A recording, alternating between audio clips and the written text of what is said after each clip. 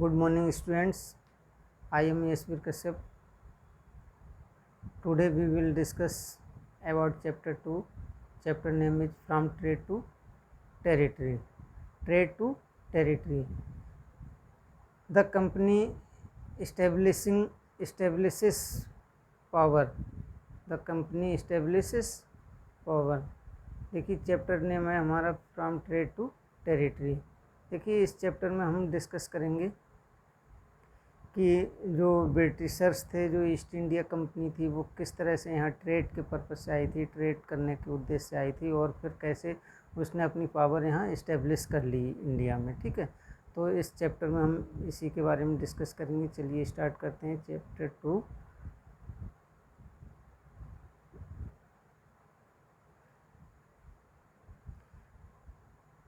Aurangzeb was the last of the powerful Mughal rulers. देखिए जो औरंगजेब था वो लास्ट मुग़ल एम्पायर था। ठीक है, लास्ट मुग़ल रूलर्स था और ये बहुत ज़्यादा पावरफुल था। ठीक है, he established control over a very large part of the territory.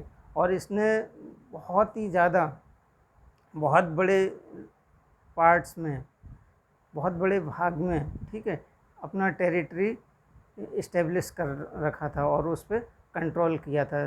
That is now known as India, जिसको कि आज हम इंडिया के नाम से जानते हैं। ठीक है, आफ्टर हिज डेथ इन 1707, और 1707 में उसकी डेथ हो गई थी। उसकी डेथ के बाद क्या हुआ था कि many Mughal governors, subedars and big zamindars began asserting their authority and establishing regional kingdoms.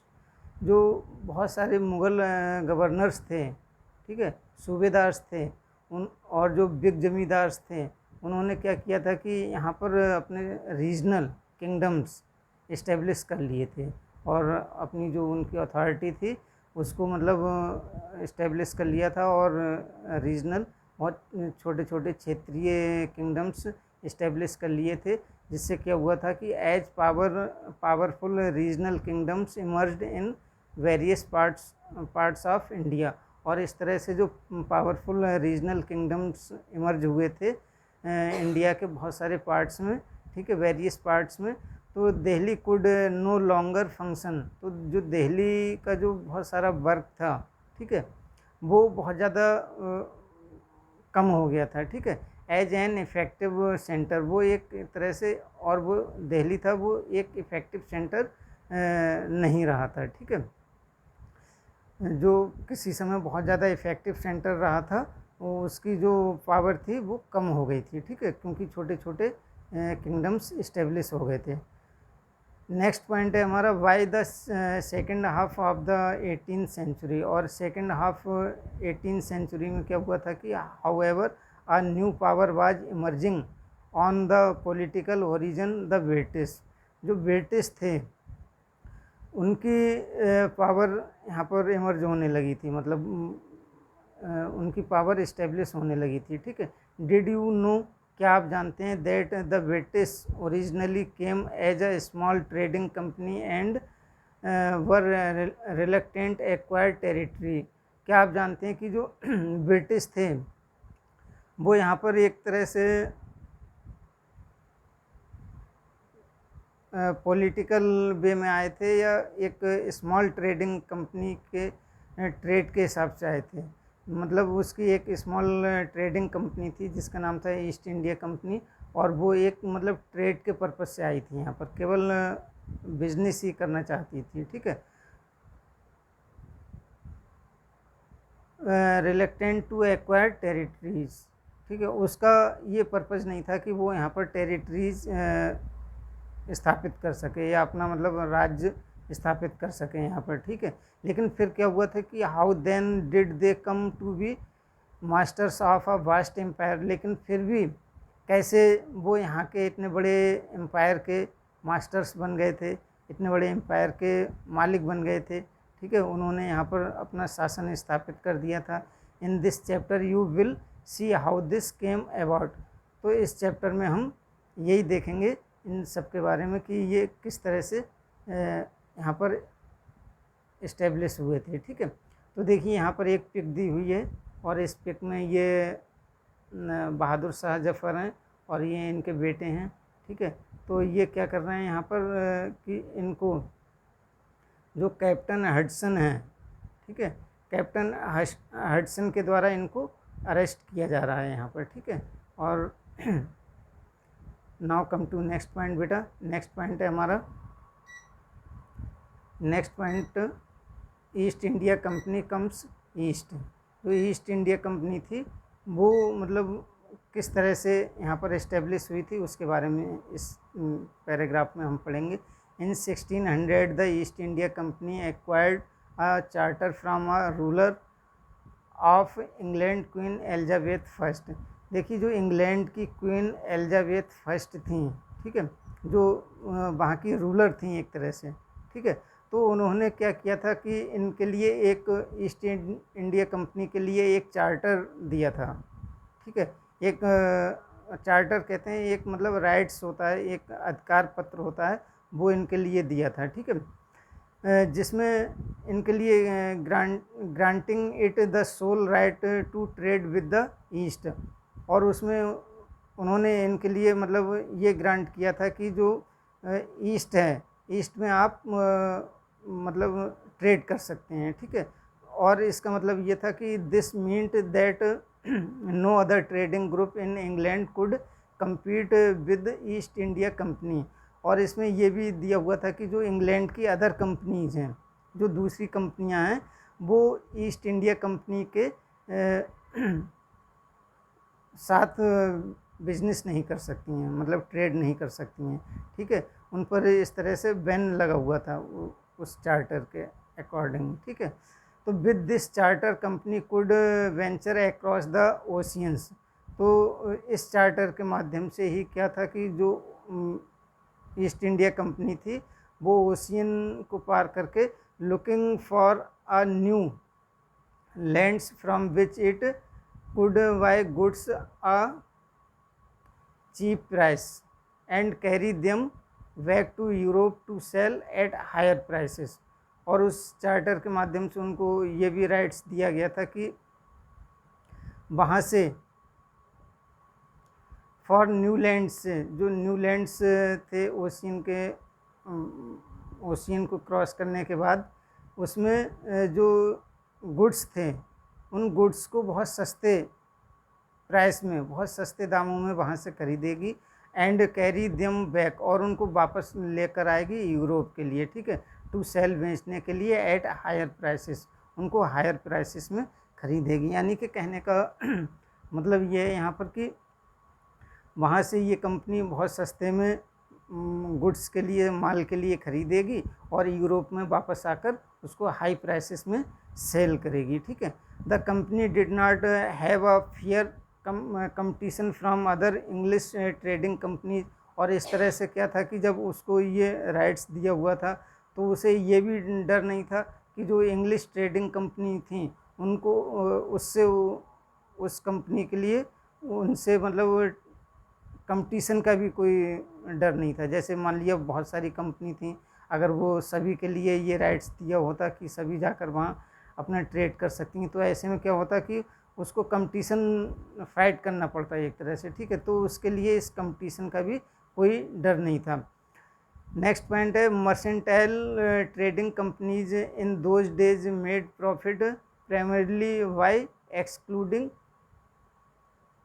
Competition so that they could buy cheap and sell dear. तो जो मर्सेंटाइल, देखिए यहाँ पर ये वर्ड दिया हुआ है मर्सेंटाइल। ठीक है, ये मर्सेंटाइल, और इसका मीनिंग होता है बेटा, जैसे यहाँ पर ये दिया हुआ है mercantile, mercantile a business enterprise that make profit primarily through trade.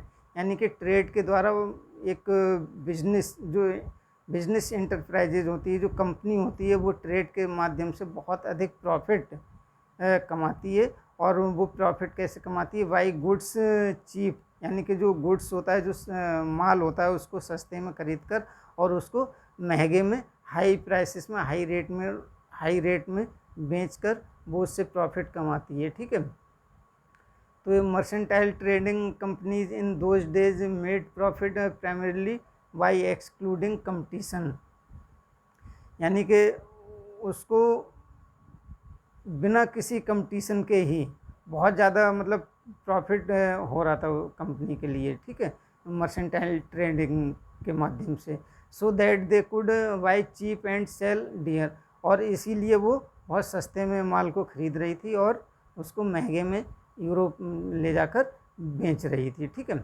The royal charter, और जो रॉयल चार्टर था, ठीक है, जो राशि प्राधिकार पत्र था एक तरह से, however could not prevent other European powers from entering the eastern markets. तो उसमें क्या हुआ था कि उसको किसी ने भी प्रिवेंट नहीं किया था, जो यूरोपियन पावर्स थी फ्रॉम एंटरिंग ईस्टर्न मार्केट्स, जो ईस्टर्न मार्केट से आई थी, उसको वो नहीं रोक सकी थी। By the time first English ships sailed down the west coast of Africa, और वेस्ट अफ्रीका के जो वेस्ट कोस्ट से, ठीक है, जो ट्रेडर्स आ रहे थे वो पहले से ही मतलब वहाँ पर इस्टेब्लिश हो चुके थे, ठीक है। Round the Cape of Good Hope and crossed the Indian Ocean the Portuguese, उनमें जैसे थे इंडियन ओशियन क्रॉस करने के बाद जो पोर्टुगीज थे, ठीक है, पुर्तगाली थे, हैड ऑलरेडी इस्टेब्लिश्ड, वो पहले से ही वहाँ इस्टेब्लिश हो चुके थे, और their presence in the western coast of India, और उन्होंने इंडिया के वेस्टर्न कोस्ट पर प्रेजेंस हो गए थे, ठीक है।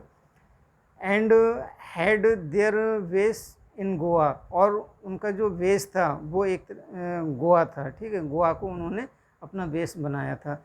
इन fact it was Vasco da Gama a Portuguese explorer, जैसे कि वास्को डिगामा थे, वो एक एक्सप्लोरर थे, पोर्टुगीज थे, पुर्तगाली थे, who had discovered this sea route, जिन्होंने इंडिया का जो सी रूट था उसको डिस्कवर किया था 1498 में, उन्होंने इंडिया का सी रूट्स था उसकी उन्होंने खोज की थी, ठीक है।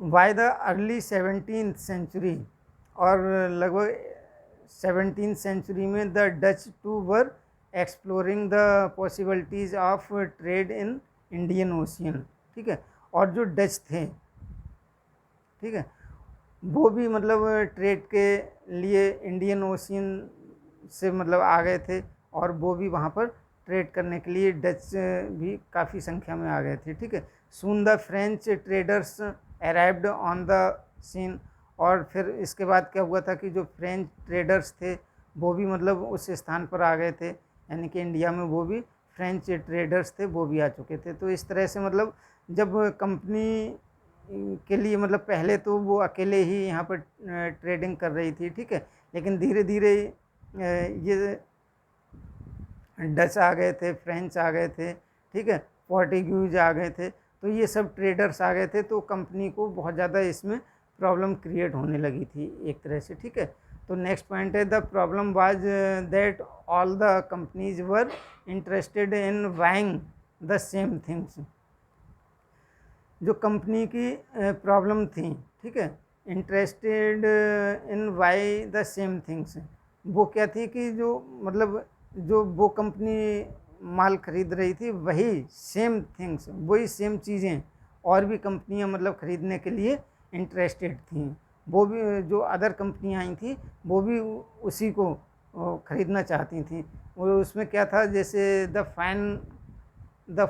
फाइन क्वालिटी ऑफ कॉटन, जो कॉटन की फ़ाइन क्वालिटी थी, मतलब बहुत अच्छी कॉटन थी, उसको वो ख़रीदना चाहते थे। And silk produced in India had a big market in Europe, और जो सिल्क प्रोड्यूस्ड थे, यानी कि सिल्क से जो भी प्रोडक्शन होता था उसको इंडिया में had big market in Europe, ठीक है, यूरोप में उसका बहुत बड़ा मार्केट था, यूरोप में बहुत ज़्यादा उसकी सेल थी, ठीक है।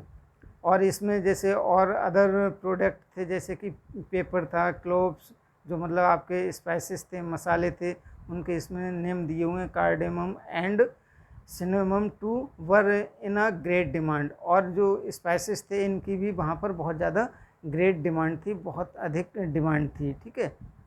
तो इस तरह से ये सब लोग, जब इतनी कंपनियां एक ही चीज़ को, एक ही सामान को ख़रीदना चाहेंगी और उसको मतलब उसका ही व्यापार करना चाहेंगी, उसको ही बेचना चाहेंगी, तो ये मतलब बहुत वैसी बात है कि उस चीज़ की जो डिमांड है वो मतलब बढ़ेगी, ठीक है, और उसके जो प्राइस हैं वो भी एक तरह से बढ़ेंगे, ठीक है। तो इस तरह से क्या हुआ था कि इसका इफ़ेक्ट क्या पड़ा था कि competition amongst the European companies inventively pushed up the price at which these goods could be purchased, ठीक है। जो भी वो सामान खरीदते थे, उनकी जो प्राइसेस थी वो बहुत ज़्यादा मतलब बढ़ गई थी, ठीक है। And this reduced the profit, और इसका जो प्रॉफिट था वो एक तरह से कम हो गया था। भाई जब एक ही सामान को बहुत ज़्यादा कंपनियां खरीदेंगी, ठीक है, तो उनका अपना अपना प्रॉफिट कम हो जाएगा। जैसे कि उसमें क्या था कि कंपटीशन हो गया था, कोई उसको 10 रुपीज़ में ख़रीदना चाह रहा था, कोई 20 में ख़रीदना चाह रहा था, और इसी तरह से कोई दूसरी कंपनी थी वो 25 में उसको ख़रीद रही थी, या और अदर कंपनी थी वो 30 में उसको ख़रीदना चाह रही थी। तो इस तरह से क्या हुआ था कि मतलब जो ईस्ट इंडिया कंपनी का जो प्रॉफिट था वो काफ़ी रिड्यूज हो गया था, काफ़ी घट गया था एक तरह से, ठीक है, और उसकी जो अर्निंग थी वो भी कम हो गई थी। The only way the trading companies could flourish was the eliminating rival competitors, और जो इसके कंपटीटर्स थे, ठीक है, वो भी इस ट्रेडिंग कंपनी के जो कंपटीटर्स थे वो भी काफ़ी फ्लोरिश होने लगे थे, काफ़ी फलने फूलने लगे थे एक तरह से, ठीक है। The urge to sense market here the markets therefore lead to fierce battles between the trading company. और इस तरह से क्या हुआ था कि जो ये कंपनियां थीं इनमें आपस में क्या हुआ था कि बहुत ज़्यादा बैटल्स होने लगे थे, बहुत फाइटिंग सी होने लगी थी, लड़ाइयाँ होने लगी थी इनमें आपस में, क्योंकि कंपटीशन बढ़ गया था।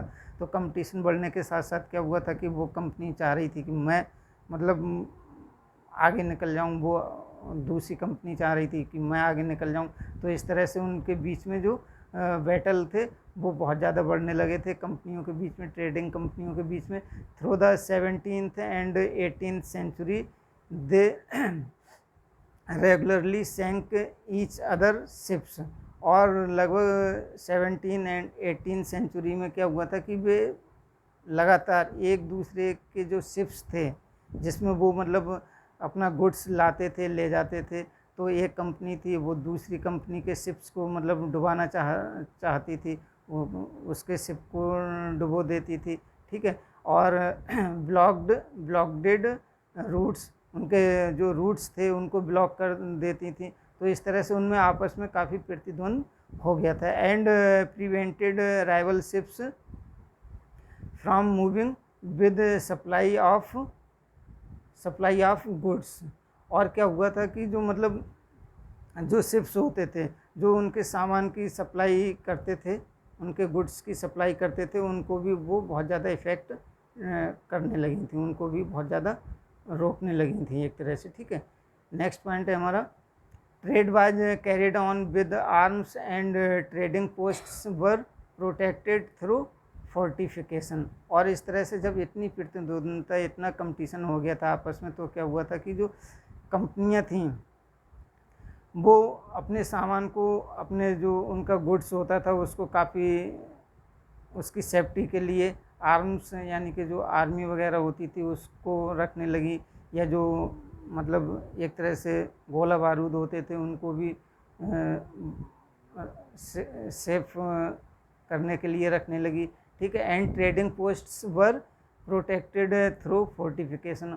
और क्या हुआ था, जो ट्रेडिंग पोस्ट्स थी मतलब जहाँ पर उनका गुड्स सामान रखा हुआ होता था उसको भी वो मतलब फोर्टिफिकेशन करने लगी। फोर्टिफिकेशन मीन्स किलेबंदी करने लगी, उन जगहों पर वो किले बनाने लगी एक तरह से, यानी कि जब किला बना देती थी तो उसमें उनका सामान भी प्रोटेक्ट रहता था, ठीक है। तो अपने सामान को प्रोटेक्ट रखने के लिए वो फोर्टिफिकेशन भी करने लगी थी यहाँ पर, ठीक है। नेक्स्ट पॉइंट है this effort to fortify settlements and carry on profitable trade also lead to intense conflict with the local rulers। और जब वो फोर्टिफिकेशन करने लगी थी, यहाँ पर किलेबंदी करने लगी थी, किले बनाने लगी थी, तो ऐसी कंडीशन में क्या हुआ था कि यहाँ के जो लोकल रूलर्स थे वो इनका बहुत ज़्यादा विरोध करने लगे थे, ठीक है। और विरोध करने लगे थे और इस तरह से उनको मतलब उनके अपोज में आ गए थे एक तरह से, ठीक है।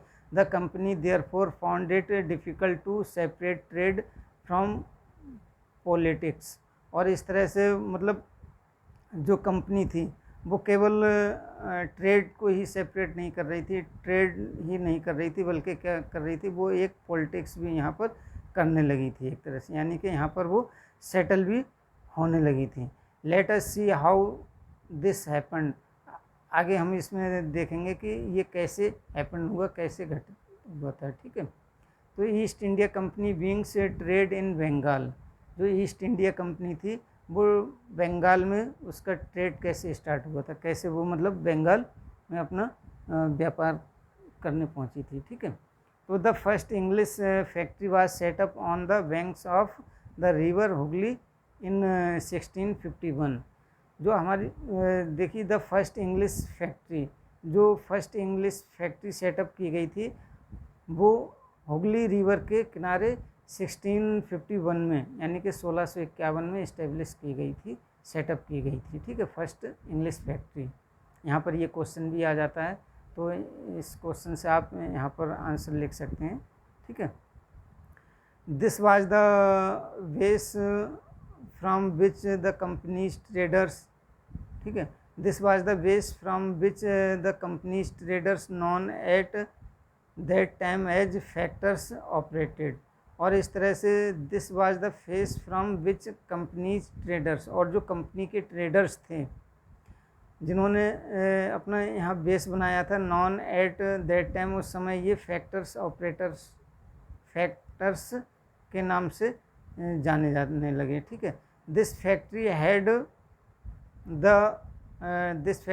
अ warehouse where goods for export were stored. और देखिए the factory had a warehouse, जो फैक्ट्री थी वो अपना वेयर हाउस रखने लगी थी। वेयर हाउस कहते हैं गोडाउन के लिए, ठीक है। वेयर हाउस मीन्स होता है गोडाउन, जिसमें ये अपना गुड्स जो इनका प्रोडक्ट होता है उसको स्टोर करके रखते हैं, ठीक है। Where goods for export were stored हैं, यानी कि जो गुड्स होता है वो एक्सपोर्ट करने के लिए स्टोर किया जाता है, वो वेयर हाउस कहते हैं उसके लिए, ठीक है। तो वो भी यहाँ पर सेटअप करने लगी थी ये। And it had offices where company official sat. और इस तरह से क्या हुआ था कि इसके जो ऑफिसेस थे जहाँ पर कंपनी ऑफिशियल थे वो वहीं पर सेट होने लगे थे, ठीक है, यानी कि कंपनी के आसपास ही वो भी अपना सेटलमेंट करने लगे थे। एज ट्रेड एक्सपांडेड, और इस तरह से जो ट्रेड था उनका काफ़ी तेज़ी से एक्सपांड होने लगा, बढ़ने लगा, ठीक है।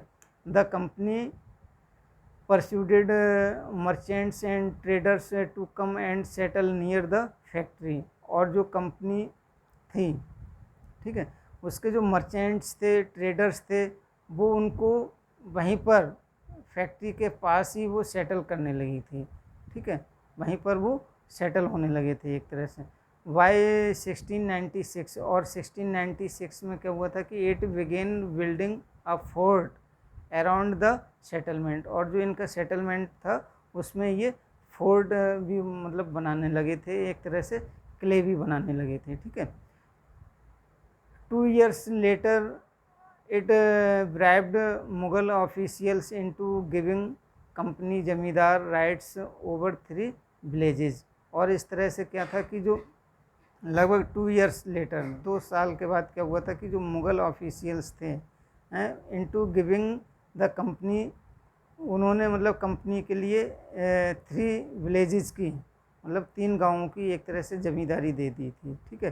यानी कि उनको 3 गांव, 3 विलेजेज उनको दे दिए थे एक तरह से, ठीक है। वो इस तरह की डिमांड करने लगे थे कि हमें मतलब कुछ ज़मींदारी दी जाए, ठीक है।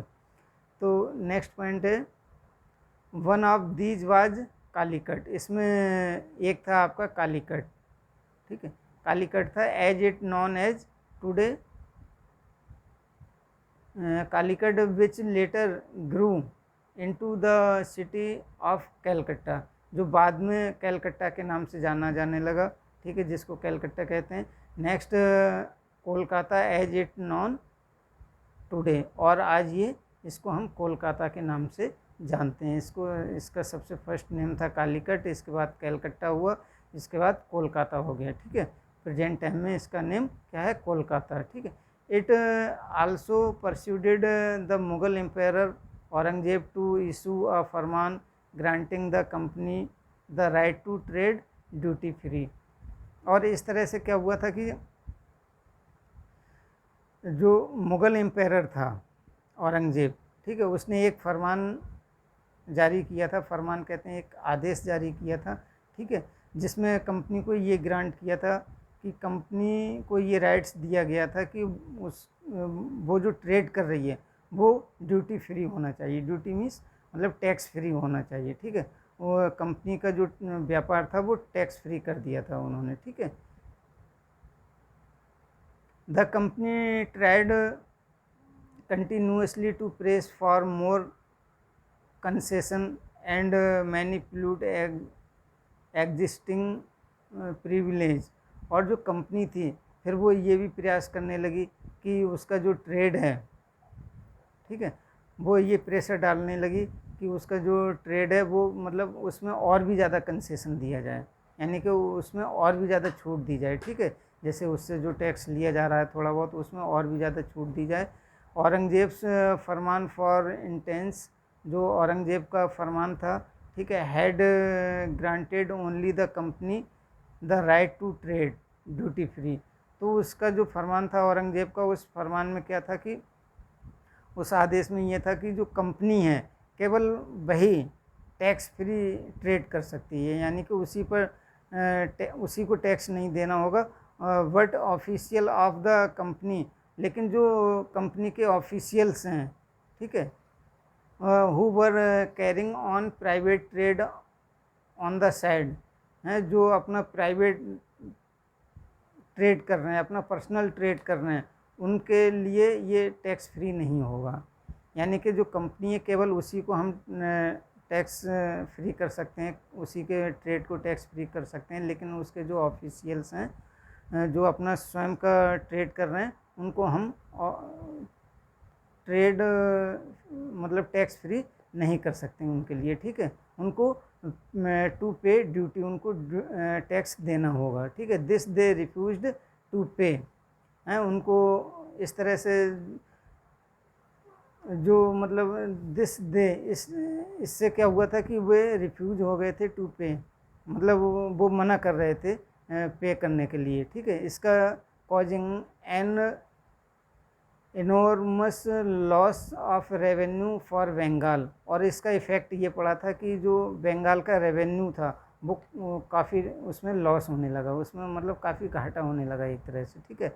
How could the Nawab of Bengal, और इस तरह से जो बंगाल के नवाब थे वो कैसे मतलब इसको मतलब कैसे कम कर सकते थे, ठीक है, या कैसे इससे मतलब निपट सकते थे। तो इसमें थे मुर्शिद कोयली खान नॉट प्रोटेस्ट, ठीक है, जो इस मतलब उन्होंने भी इसको प्रोटेस्ट नहीं किया था, ठीक है स्टूडेंट्स।